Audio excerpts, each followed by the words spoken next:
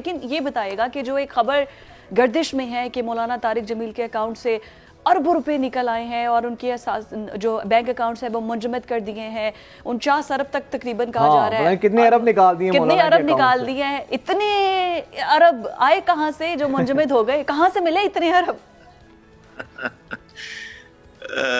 جی 2-3 دن سے بات چل رہی ہے تو مجھے جو میسج کرتا ہے میں کہتا ہوں یار اگر 1 ارب اور ڈال دیتے تو چلیں کم از کم ہاف سینچری ہو جاتی، 50 ارب ہو جاتے۔ جی بس دیکھیں بڑے افسوس سے کہنا پڑتا ہے کہ آپ جو جن حالات سے ہم اس وقت گزر رہے ہیں جی، اگر آپ اس کے اندر کسی ایک وجہ کو کنکلوڈ کریں نا جی، کوئی ایک سبب ہم تلاش کریں کہ ہمارے زوال کے اسباب میں سے کوئی ایک سب سے بڑا سبب کیا ہے، تو میرے ساتھ میری بات کہ آپ تائید کریں گے کہ وہ اس وقت ہمارا جو سب سے بڑا سبب ہے نا جی، وہ ہے جھوٹ۔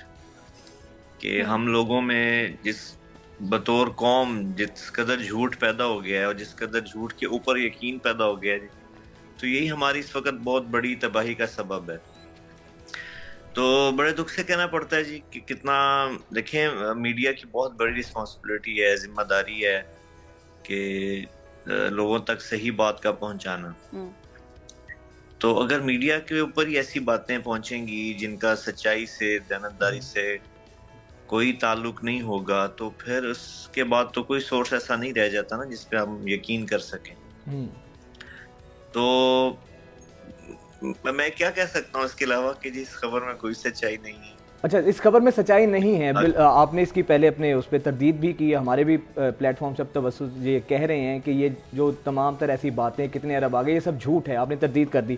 لیکن یوسف بھائی میرا یہ سوال میرا سر یہ سوال ہے، کیا وجہ ہے کہ چند مہینوں کے بعد مولانا کے خلاف ایک بھرپور کیمپین ہمیں دیکھنے کو ملتی ہے؟ کبھی جی کہا جاتا ہے کہ مولانا صاحب کی ہاؤسنگ سوسائٹی نکل آئی ہے، گو کہ اس کے بعد جس شخص نے یہ بات کی تھی اس کے بعد اس نے معافی بھی مانگی، لیکن سر کیا وجہ ہے کچھ وقفے کے بعد مولانا کے خلاف ایسی کیمپینز کیوں نکلتی ہیں سر؟ حالانکہ مولانا کی ذات کے بارے میں جو ہم جانتے ہیں ان سے تو ہم نے کبھی ان کے منہ سے کسی کی برائی یا کچھ ایسی چیز نہیں سنی۔ جی فجاد بھائی بالکل آپ صحیح فرما رہے ہیں کہ ہر کچھ عرصے بعد ایسا کوئی مسئلہ کھڑا ہو جاتا ہے سوشل میڈیا پہ یا میڈیا پہ۔ اب آپ دیکھیں یہ تھوڑا سا انفارچونیٹ ہے جی، ہماری بدقسمتی کہہ لیں کہ ہم ایک ایسے خطے میں رہتے ہیں جہاں پر اصل میں ہماری نا جی as a nation, as a قوم ترجیحات بدل گئی ہیں۔ ہماری ترجیحات میں آگے بڑھنے کے جو معنی ہیں نا جی وہ تبدیل ہو گئے۔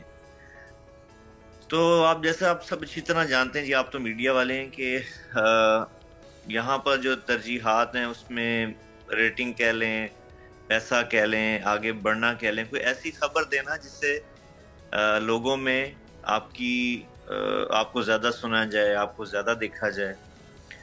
تو اس چیز کے پیچھے ہم لوگ بھاگ رہے ہیں نا جی، زیادہ تر جو میڈیا سے، خاص طور پہ سوشل میڈیا سے تعلق رکھنے والے جو لوگ ہیں ان میں یہ چیز بدقسمتی سے یہ چیز پائی جاتی ہے۔ تو مجھے تو بہت بڑا سبب یہی سمجھ میں آتا ہے، ہو سکتا ہے میں غلط بھی ہوں، کہ ہاں صرف مولانا ہی نہیں، آپ دیکھیں پاکستان بھر میں اور بھی لوگ ایسے ہیں جن کے بارے میں کسی وقت میں کوئی ایسی بات کر دی جاتی ہے کہ جس سے دیکھنے والوں کی تعداد بڑھ جائے، لائکس بڑھ جائیں، ویوز بڑھ جائیں، سبسکرائبرز بڑھ جائیں۔ تو یہ آپ دیکھ رہے ہیں کہ ایک دوڑ لگی ہوئی ہے نا اس چیز کی، اس کے پیچھے لوگ بھاگ رہے ہیں۔ تو ظاہری سبب تو یہی سمجھ میں آتا ہے جی، ورنہ آج کے دیکھیں ٹیکنالوجی کے دور میں کسی کے بارے میں انفارمیشن لینا، رابطہ کرنا کتنا آسان ہے۔ تو مطلب آپ نے اگر خود ہٹ ہونا ہے تو کسی بھی ہٹ شخص کے ساتھ کوئی نہ کوئی ایسی خبر جو ہے وہ وائرل کر دیں، آپ بھی ہٹ، اور اس کو آپ نے ڈیمیج کر دیا، اس کا کسی کو کوئی فرق نہیں ہے۔ لیکن آپ نے تردید تو کر دی کہ اتنے ارب روپے تو مولانا صاحب، لیکن مولانا صاحب خود بھی تو مطلب خاندانی رئیس ہیں۔ تو میں وہی پوچھنا چاہ رہی تھی، نجی زندگی میں کسی کا بھی کوئی ارادہ نہیں ہوتا کہ وہ اس میں جائے، لیکن جو پبلک فگر بن جاتا ہے پھر عوام جاننا چاہتی ہے، تو ان کا سورس آف انکم ہے کیا؟ خاندانی آپ رئیس ہیں، زمیندار ہیں، کیا ہے سورس آف انکم کیا ہے؟ اور اگر آپ 49 ارب نہیں ہیں تو کوئی تو 1 ارب ہی ہو، ذرا کچھ پتہ تو چلے کتنے ارب ہے۔ جی دیکھیں میں نے وجاہت بھائی پہلے ایکچولی وجاہت بھائی وہاں بھی آئے ہوئے ہیں جہاں ہمارا سب جو کاروباری سیٹ اپ چل رہا ہے وہاں پہ ماشاءاللہ ہی آئے ہوئے ہیں، خود تشریف لائے ہوئے ہیں. جی جی. تو اللہ کا شکر ہے جی. دیکھیں ہمیں اللہ تعالیٰ نے جو خاندانی پیشہ دیا وہ ہے ذمہ دار، ایگریکلچر اس کو ہم کہتے ہیں. اوکے. اور الحمدللہ ایک اچھے لیول پہ اللہ تعالیٰ نے ہمیں یہ چیزیں دی ہوئی ہیں. دیکھیں اس وقت تقریباً 350 ایکڑ زمین ہے جو ہم زیر کاشت ہے ہمارے. اور اس آج کے دور میں اگر کوئی ایگریکلچر کو سمجھتا ہے تو وہی سمجھ سکتا ہے کہ ایک اچھا رقبہ، ایک بڑی زمین ہے جو آپ کاشت کر رہے ہیں. تو اب آپ دیکھیں پھر خاندانی چیز ہے، جب آپ کے پاس ایک خاندانی ایکسپیرینس ہوتا ہے تو آپ اپنے کاروبار میں، اپنے کام میں اچھے اور اپنی ماہر ہو جاتے ہیں نا جی، اس میں آپ کی تجربہ بڑھ جاتا ہے. تو وہ اللہ تعالیٰ نے ہمارا سورس آف انکم بنایا ہے جی. وہاں سے اللہ کا شکر ہے ہمیں اچھی انکم آتی ہے. اور سارے جو اللہ تعالیٰ نے ہم ایک عام انسان جو اچھی لائف گزار سکتا ہے وہ ہم گزار رہے ہیں الحمدللہ. ایسی بات بھی نہیں ہے جی کہ کوئی اربوں والی تو بات کیا، کروڑوں بھی کے ڈھیر پہ لگے ہوئے، ایسا کوئی سین نہیں ہے. اچھا. ایک اچھی الحمدللہ آسائش والی، آسانی والی. اور اس کے پیچھے بھی میں نے وجاہت بھائی کو بتایا تھا کہ ایک سٹرگل ہے. دیکھیں مولانا نے بڑا مشکل وقت دیکھا ہے. مولانا کہ آج لوگوں کو گاڑیاں نظر آتی ہیں، سواریاں نظر آتی ہیں، لیکن جب انہوں نے اپنی زندگی کی شروعات کی تھی تو دیکھیں انہوں نے بسوں پہ، عام پبلک ٹرانسپورٹ میں بیٹھ کے بھی سفر شروع کیا ہوا ہے. میں نے وجاہت بھائی کو بتایا تھا کہ سائیکل پہ بھی جاتے دیکھے ہم نے مولانا کو کہ بیان کرنے کے لیے سائیکل پہ جا رہے ہیں جی. تو یہ دیکھیں مزے کی بات ہے نا جی، کوئی بھی شخص جو ہوتا ہے اس کی شروعات نہیں سامنے ہوتی نا، اس نے شروع کیسے کیا تھا. بالکل.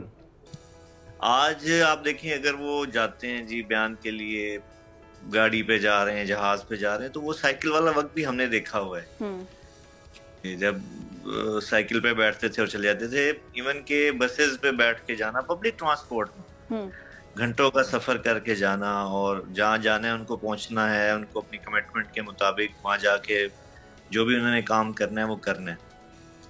تو دیکھیں ایک لمبی سٹرگل ہوتی ہے جی کسی بھی شخصیت کو کہیں پہنچنے کے لیے. بالکل. اچھا یوسف بھائی اس چیز کی بھی تصحیح کر دیں، میں چاہ رہا ہوں ہمارے پلیٹ فارم سے اکثر ہم دیکھتے ہیں جو علماء کرام جو ہوتے ہیں، جو عالم دین ہوتے ہیں، جب وہ کہیں جاتے ہیں بیان کے لیے، جب ان کو بلایا جاتا ہے تو بعض ہمارے مذہبی جو رہنما ہیں وہ اس کے لیے ٹکٹ بھی ان کو دی جاتی ہے، ان کو رہائش کے پیسے بھی دیے جاتے ہیں، اکوموڈیشن دی جاتی ہے. پھر کچھ لوگ ڈیمانڈ بھی کرتے ہیں کہ اگر ہمیں آپ نے مجلس میں بلانا ہے یا بیان میں بلانا ہے تو اتنے روپے دیں گے تو ہم آئیں گے، ادروائز ہم نہیں آئیں گے.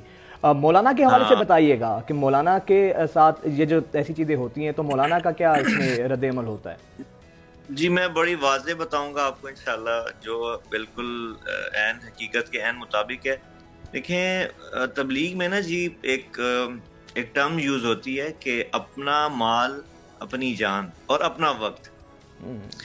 تو مولانا ایکچولی دیکھیں اس چونکہ تبلیغ سے منسلک ہوئے، تبلیغ کے پلیٹ فارم سے منسلک ہوئے، تو ایک وقت تک جب تک آپ یوں سمجھ لیں کہ پاکستان تک یا کچھ ایسی جگہیں جہاں پر وہ خود جا سکتے تھے اپنے اسباب اور وسائل کے ساتھ، بلکہ آج بھی ایسے ہی ہے، جہاں خود جا سکتے ہیں مولانا اپنے وسائل، اپنے اسباب کے اندر رہتے ہوئے، تو الحمدللہ اپنا مال لگایا، اپنی جان لگائی، اپنا وقت لگایا.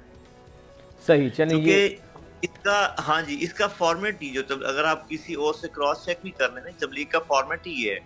تبلیغ میں کوئی کسی کو پیسے نہ دیتا ہے نہ لیتا ہے.